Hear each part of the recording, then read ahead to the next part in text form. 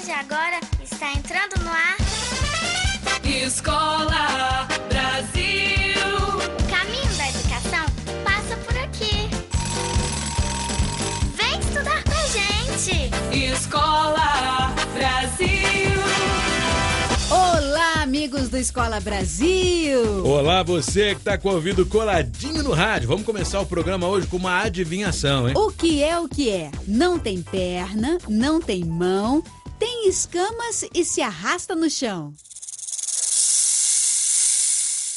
E aí, adivinhou? É ela mesma, a cobra. No programa de hoje, quinta-feira, 30 de agosto, vamos falar sobre as variedades de cobras que existem no Brasil, como a jararaca, a cascavel, a surucucu, a sucuri. Eu vi deslizando no Amazonas, na floresta tropical, cobra grande, a sucuri. Daqui a pouco, o professor e biólogo Giuseppe Porto, do Instituto Butantan, em São Paulo, dá uma aula sobre cobras e outros animais venenosos. Ele explica o que não se deve fazer de jeito nenhum em casos de picadas de cobra. Você sabe? Tá aí um bom assunto para trabalhar em sala de aula, né? Então, professora, professor, pode preparar o gravador, viu? Hoje também vamos conversar com o escritor indígena Daniel Munduruku, que escreveu o livro Meu Avô Apolinário. Uma história real baseada na vida do próprio Daniel, que quando criança tinha vergonha de ser índio, mas aprendeu com o avô a amar as tradições e a história do seu povo. O Daniel vai contar pra gente de onde vem tanta inspiração para escrever livros sobre os índios. E no fim ele dá dicas pro professor e a professora de como trabalhar o tema em sala de aula. E o Matuto bate um papo com a gente sobre como envelhecer com saúde e bom humor. Você já parou para pensar nisso? Então não saia daí que a gente vai, mas volta já, depois do intervalo. Escola Brasil. Um programa em parceria com a Secretaria de Educação à Distância, Ministério da Educação, Governo Federal.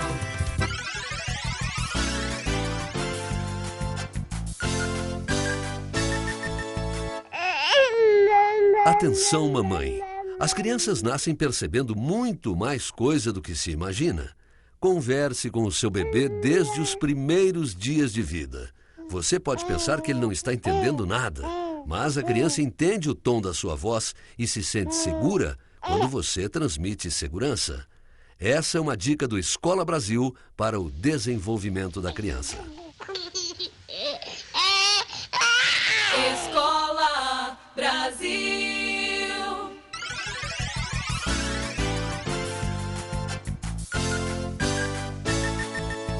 Você talvez não conhece o veneno que as cobras têm, pois elas, quando dá o bote, balançam o guiso também. A cascavel é traiçoeira, quando ela quer se vingar, balança o guiso contente na hora dela pegar.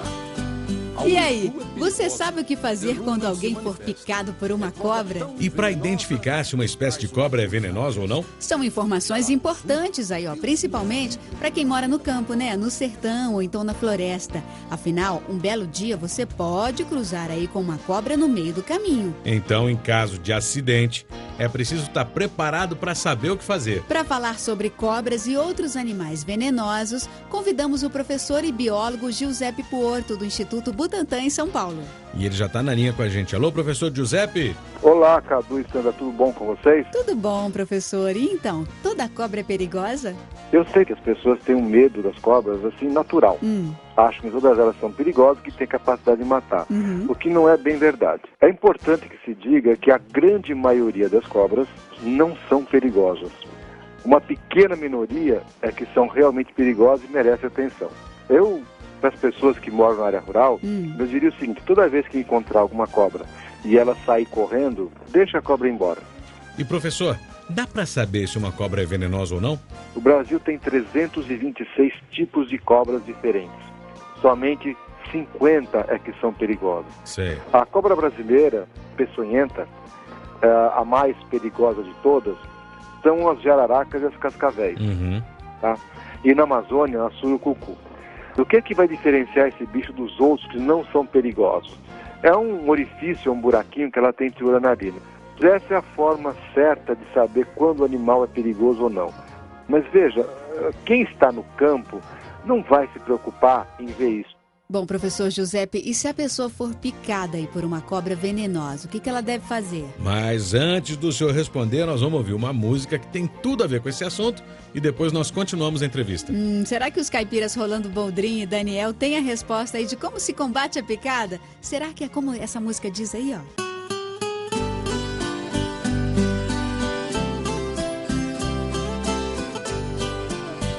Você talvez não conhece o veneno que as cobras têm, pois elas, quando dá o bote, balançam o guiso também.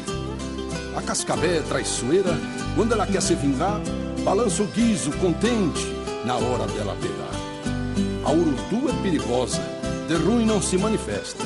É cobra tão venenosa que traz uma cruz na testa.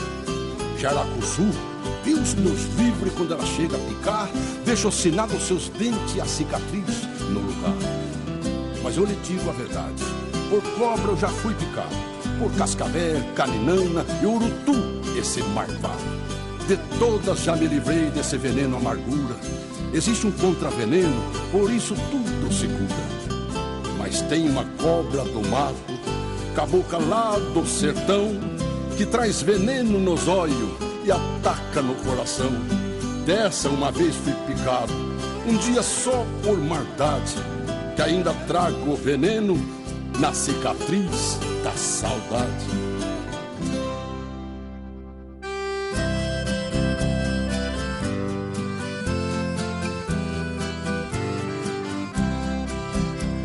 Já vai fazer quase um ano que eu deixei o meu sertão por um veneno dos olhos que atinge o meu coração.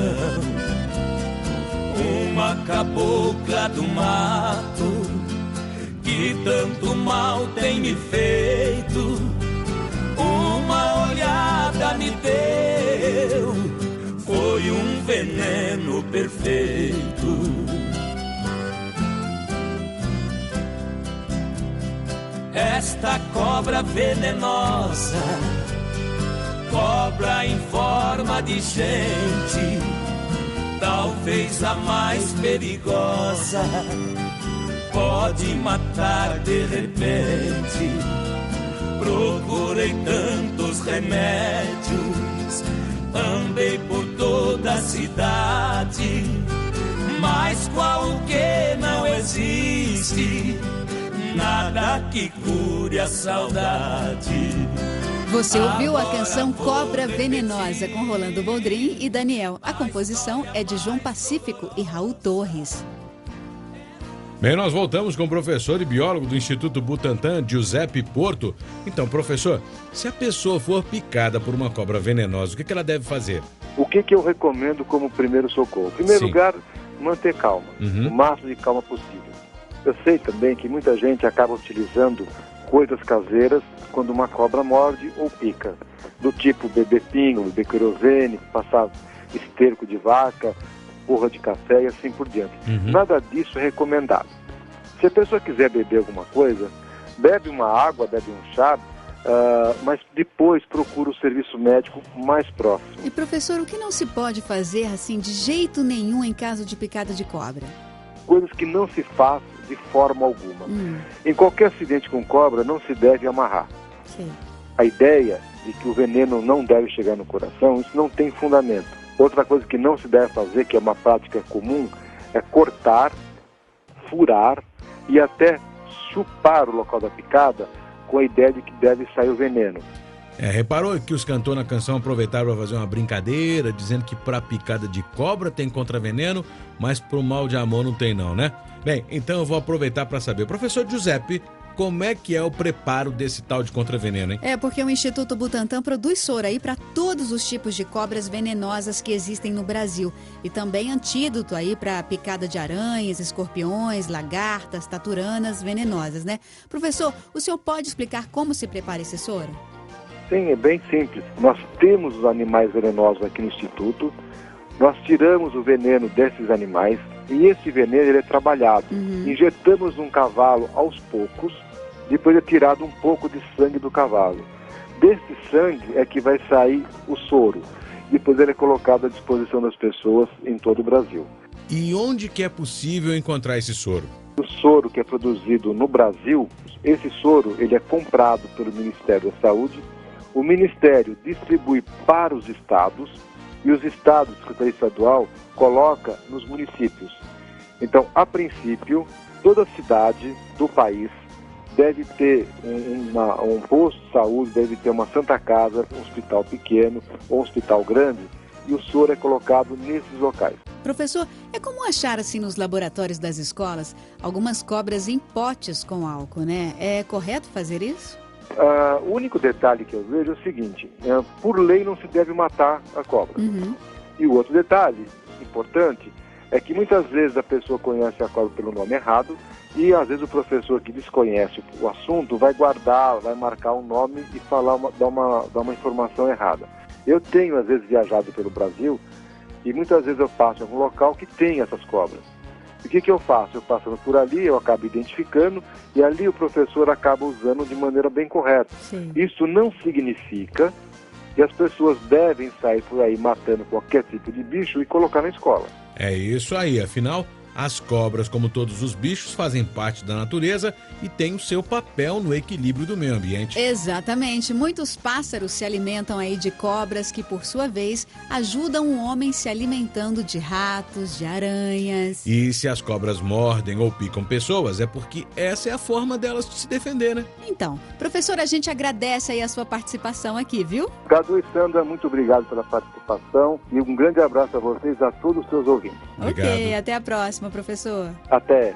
E que tal preparar aí uma super aula sobre esse assunto, hein, professor? Olha, para conseguir mais material sobre o tema, você pode visitar o site do Instituto Butantan na internet. O endereço é www.butantan.gov.br. Vou repetir, www.butantan.gov.br. Só lembrando, né, que esse Butantan é Butantan, tá? butantan.gov.br. E continue ligado que daqui a pouco vai chegar uma pessoa que fala mais que o homem da cobra. Já sabe quem é, né? O Matuto, depois do intervalo. Escola Brasil. Um programa em parceria com a Secretaria de Educação à Distância, Ministério da Educação, Governo Federal.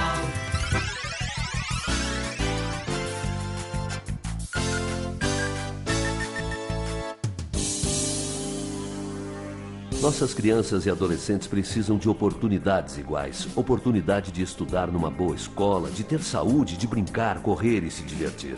Nossas crianças precisam de espaços para jogar bola, nadar. Elas precisam conviver com os valores que formam o cidadão, como a solidariedade, o respeito e a tolerância. Porque as pesquisas apontam que a desigualdade social é uma das principais causas da violência no Brasil. A violência social gera a violência física.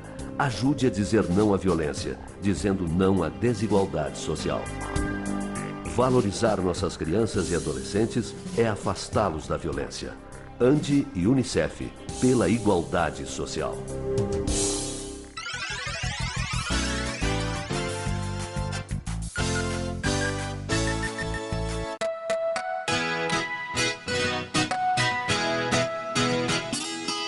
Eu não disse pra você, Cadu? Não disse? Menino, você já tinha me falado, mas eu não tava acreditando. Pois é. Rapaz, o homem parece que foi picado por uma cascavel, Matuto. É desse jeitinho, viu, Cadu? Um dia sim e outro Sempre dia assim. também. Nossa, vocês estão vindo de onde, hein? Ah. E quem é o Ranzinhos aí desse jeito que vocês estão falando? O Ranzinza? Ah. Bota Ranzinza nisso. É o dono da vendinha ali no tupete do morro ali, Sandrinha. É o seu Tião sem riso. É um verdadeiro pouca prosa, viu? Você foi rápido lá, hein, Cadu?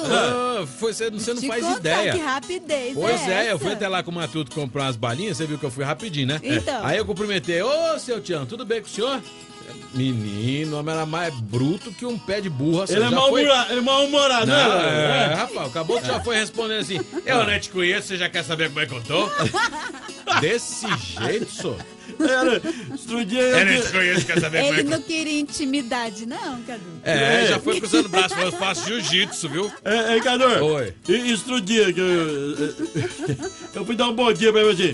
bom dia, e ele, tomara que seja. Olha, que Rapaz, bravo. Não, ele responde... Parece um monte de gente que a gente conhece, Como diz né? o povo no Ceará, pense. Não, pense numa pessoa povo bruta bravo. igual um pé de burro. Não, ele respondeu, foi na lata, assim, ó. Tomara que seja.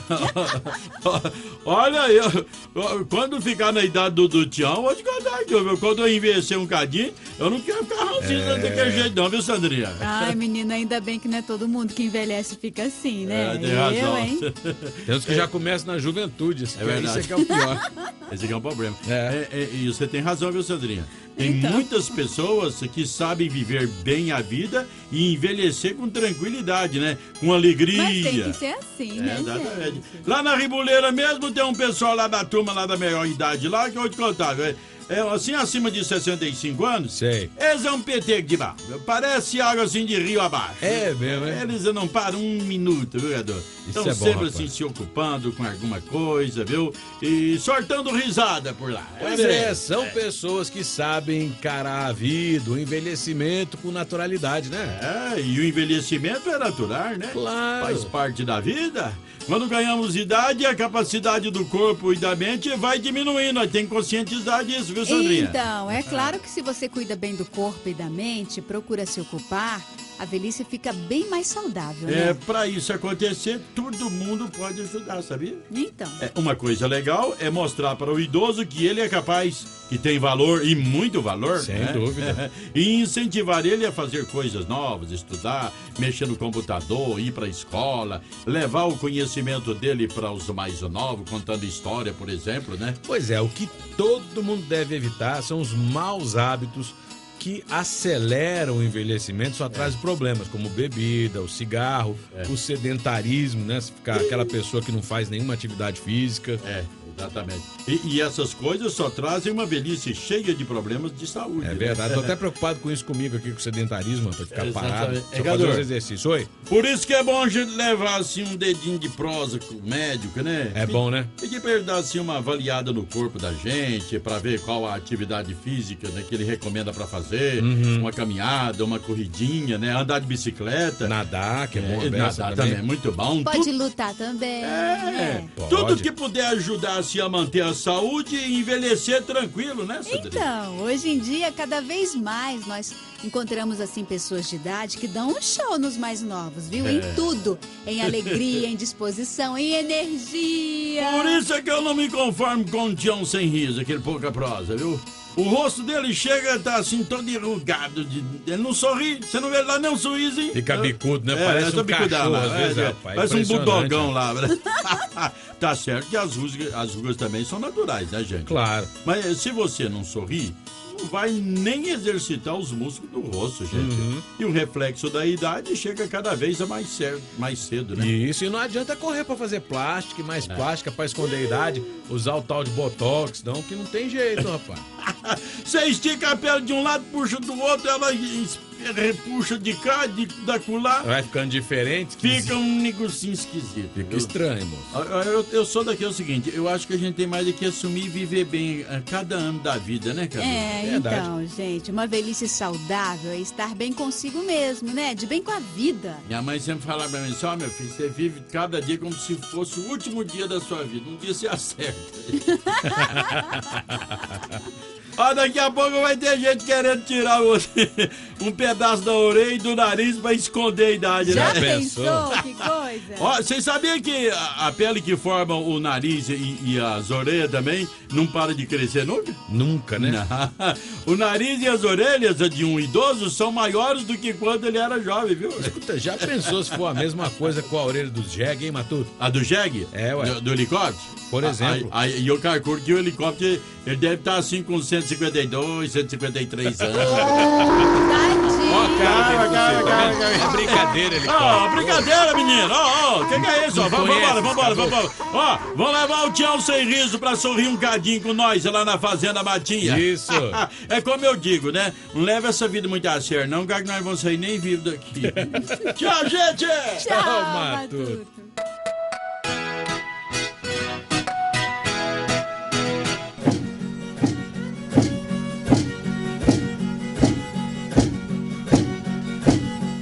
Outro outro dia, contamos uma história no programa baseada no livro Meu Avô Apolinário, do escritor indígena Daniel Munduruku. É uma história real de um curumim que vivia na cidade e tinha vergonha de ser índio.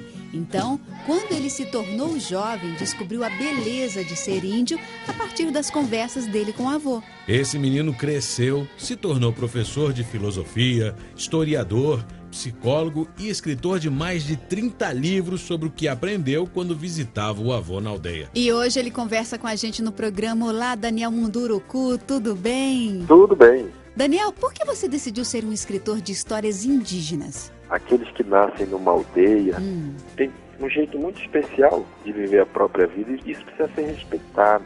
Eu acho que o meu papel como escritor é colocando aquilo que a gente vivenciou, né, e querendo mostrar que o que a gente vivenciou, positivo ou negativo, é uma coisa que pode ajudar a sociedade brasileira a compreender melhor os nossos povos. E qual o papel da escola na redução do preconceito contra os povos indígenas, Daniel? Infelizmente, a escola ainda fica reproduzindo estereótipos muitas vezes e não consegue trabalhar na cabeça das crianças uma imagem nova, diferente e verdadeira. Isso é que me motivou a vir para a cidade, me motivou a escrever meus livros, me motiva a dar palestra para professores, na esperança de que alguém escute isso. O senhor escreveu alguns livros para ajudar o professor e a professora a compreender o universo indígena, né? Os livros dão dicas aí de como trabalhar melhor as questões indígenas na sala de aula. Fala um pouco deles, Daniel. Um chama O Banquete dos Deuses, em que eu trato questões ligadas à educação, à economia, ligadas à origem dos povos indígenas. E um segundo livro, menorzinho, que eu fiz, chama Sobre Piolhos e Outros Afagos. É sobre educação indígena e que ajuda o professor também a se aproximar mais do universo indígena com relação à educação. Bem, e o professor que adota os livros, então, consegue mesmo dar uma aula diferente? Você tem uma ideia, tem uma escola que adota, uma escola particular, que adota esse livro já há uns 5 anos, porque eles chegaram à seguinte conclusão, de que quem lê esse livro consegue ter uma compreensão melhor das populações indígenas. E quando vão ler os outros livros, já sabem, já começam a perceber essas diferenças. Olha, que legal. Daniel, muito obrigada pela entrevista. Eu quero transmitir meu apreço a todos os seus ouvintes, né, aos educadores que estão nos ouvindo, e dizer que a missão de educar é uma missão de todos nós, né, de todos os professores, de todos os pais, de toda a sociedade brasileira. Você tem toda a razão, Daniel. Todos nós somos responsáveis pela educação das nossas crianças, dos nossos jovens. Aliás, falando nisso, agora pega lápis e papel. Vamos lá, lápis e papel na mão, que nós vamos repetir os nomes dos livros que o Daniel falou na entrevista. Anotem aí. O Banquete dos Deuses, da editora Global, e Sobre Piolhos e Outros Afagos, da editora Cáliz. Ah, sim, o Daniel também deixou o telefone dele, que é o seguinte: o código de área de São Paulo, 11, e o número 4147-1470. Repetindo, 11 4147 1470. E agora, que tal ler as cartas dos ouvintes que escreveram para o Escola Brasil? Depois do intervalo. Escola Brasil. Um programa em parceria com a Secretaria de Educação à Distância, Ministério da Educação, Governo Federal.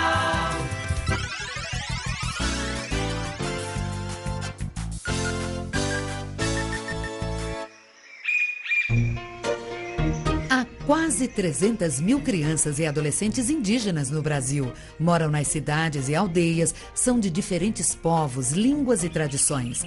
A cultura desses povos, riquíssima em lendas e histórias, ajudou a formar a identidade cultural do nosso país.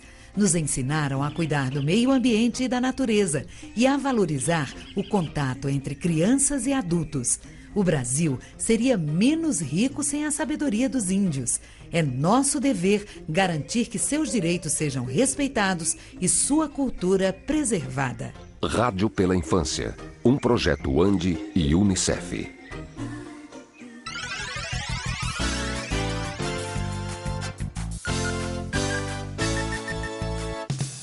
escreveu e enviou, sua carta já chegou. Alôzinhos especiais, alô, alô, Maria Aparecida Gomes Mariano e a Thaís, lá de Barra dos Mendes, no estado da Bahia. Também para Rosiane da Silva Cruz, de Campo Novo de Rondônia, lá em Rondônia. Oi, pessoal de Rondônia. Para Amanda de Nova Mamoré, também em Rondônia. E para Lourdilene Salazar Moreira, em Itaituba, no Pará. Muito bem, e eu vou mandar abraço para 2 rádios que são 104,9, Sandra. Uma fica em São Caetano, no Pernambuco, é a Rádio Cruzeiro FM 104,9 MHz, e a outra é a Rádio Pioneira FM de Coimbra, em Minas Gerais, que também é comunitária e também a frequência dela é 104,9. Olha, gente, muito obrigado a vocês que são parceiros aqui do Escola Brasil e estão retransmitindo um programa. Um grande abraço pro Pedro Benedito de Andrade, que tem o programa Pedro Benedito, e também pro pessoal, pro Dair Pontes, da Rádio Cruzeiro de São Caetano, em Pernambuco. Você talvez não conhece o veneno que as cobras têm, pois elas, quando dá o bote, balançam o guiso também. Hoje você ouviu as dicas do professor e biólogo Giuseppe Puorto, do Instituto Butantan, sobre o que não fazer de jeito nenhum quando for picado por uma cobra. Pois é, vamos repetir, você não deve amarrar, cortar ou chupar o local da picada, achando que com isso você vai extrair o veneno. Também não pode passar nada na ferida. O melhor remédio é procurar mesmo atendimento médico rápido. No Brasil existem 326 espécies de cobras, mas só 50 são perigosas. Então, cuidado aí com a jararaca, a cascavel, a surucucu, a cobra coral. E também com a sucuri, viu, gente? Ela não é venenosa não, mas uma cobra enorme que vive nas águas do Rio Amazonas. Não é venenosa, mas é capaz de engolir até um boi. Hoje também ouvimos a entrevista do escritor Daniel Munduruku. E uma curiosidade, o Daniel é autor de um livro que fala sobre cobras, serpentes e outros mitos. Mas você pode procurar o livro As Serpentes que Roubaram a Noite na biblioteca da sua escola, porque ele faz parte do acervo que o FNDE distribuiu para as escolas públicas do ensino fundamental. E amanhã, último dia do mês de agosto, vamos ouvir os melhores do mês, uma seleção de matérias feita com muito carinho para você. Tchau, pessoal! Tchau, pessoal! Já vai fazer quase um ano que eu deixei o meu sertão por um veneno dos olhos que atinge o meu coração. Escola Brasil. Escola Brasil, um programa da Secretaria de Educação à Distância do Ministério da Educação. Produção Escola Brasil. Apoio Rádio Brás. Pelo direito à informação. Anote o nosso endereço. Caixa Postal 2490, CEP 70.849-970, Brasília, Distrito Federal.